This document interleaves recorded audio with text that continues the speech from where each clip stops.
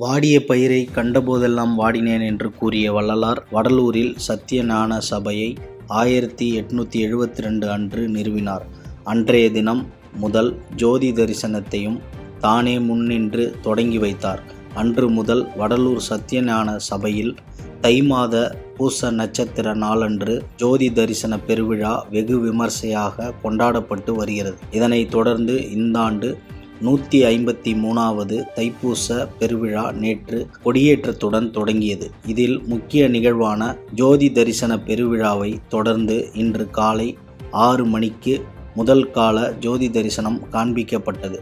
அப்போது கருப்பு, நீலம், பச்சை, செம்மை, பொம்மை, வெண்மை, கலப்பு திரை ஆகிய 7 திரைகளை விலக்கி ஜோதி தரிசனம் காண்பிக்கப்பட்டது. அப்போது அங்கு குவிந்திருந்த சன்மார்க்க அன்பர்கள் மற்றும் பொதுமக்கள் திரளானோர் அருட்பெருஞ்சோதி அருட்பெருஞ்சோதி தனிப்பெருங்கருணை அருட்பெருஞ்சோதி என்ற வள்ளலாரின் மகா மந்திரத்தை உச்சரித்தவாறு ஜோதி தரிசனத்தை இருகை கூப்பி வணங்கினர். தொடர்ந்து காலை 10 மணி, பிற்பகல் 1 மணி, இரவு 7 மணி மற்றும் இரவு 10 மணி ஆகிய 6 முறை ஜோதி தரிசனம் காண்பிக்கப்பட உள்ளது.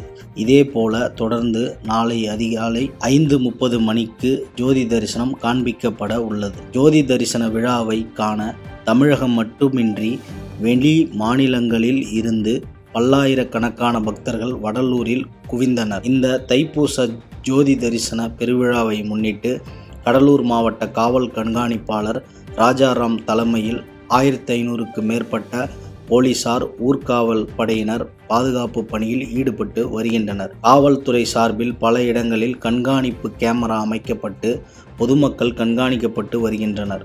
மேலும் தமிழ்நாடு அரசு போக்குவரத்து துறை சார்பில் மாவட்டத்தின் பல்வேறு பகுதிகளில் இருந்தும் வெளி மாவட்டங்களிலிருந்தும் சிறப்பு பேருந்துகள் இயக்கப்பட்டு வருகிறது. தைப்பூச பெருவிழாவை முன்னிட்டு வள்ளலார் தெய்வ நிலைய வளாகத்தில் உள்ள அனைத்து பகுதிகளிலும் பக்தர்களுக்கு சிறப்பான அன்னதானம் வழங்கப்பட்டு வருவது குறிப்பிடத்தக்கது.